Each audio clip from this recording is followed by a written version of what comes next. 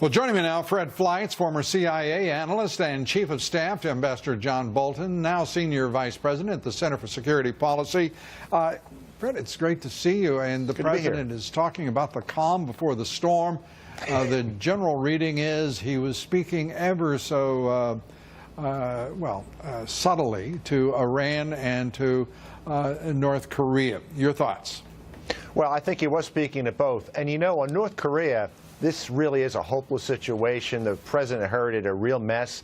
But, you know, I think he's really making the best of it. And what I really liked was a report I heard about a week ago that in March an order was issued by this administration to everybody in government, when you deal with foreigners, bring up North Korea, tell them to cut off ties. There actually have been instances where our diplomats have went to foreigners and said, cut off these ties with North Korea. They said that they didn't have any, and our diplomats said, yes, you do, and pointed them out. Why didn't Obama do this? It's just another sign of the incompetence of the last administration. Well, there are other, and it is, as you say, night and day, excuse me, between President Obama's policies and those of this president.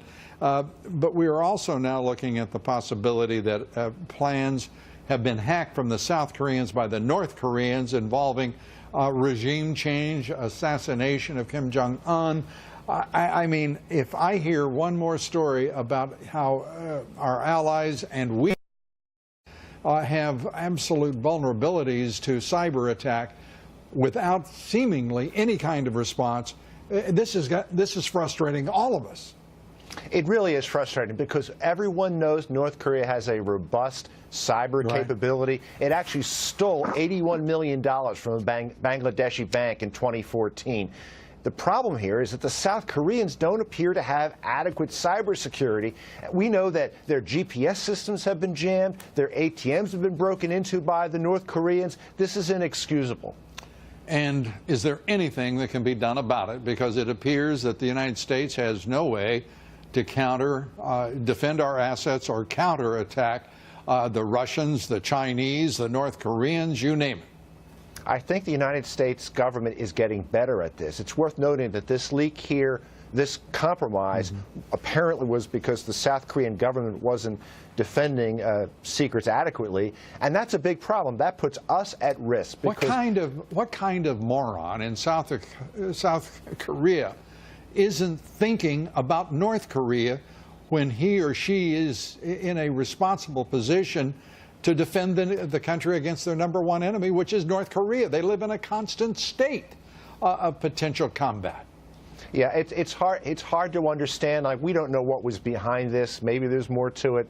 But I mean, I can't figure out how this country, of all countries, wouldn't be defending their computers against the North Koreans. Absolutely. Very quickly, we've got about 30 seconds, Fred. The president says he's behind Rex Tillerson. He thinks calling him a moron was fake news. Either way, he's a hell of a lot smarter, he says, than Rex Tillerson. Your view? 11th commandment from President Reagan, thou shalt not speak ill of other Republicans. That's where I am on this. Would you give us the names of those that you want to speak ill of but will not? Privately.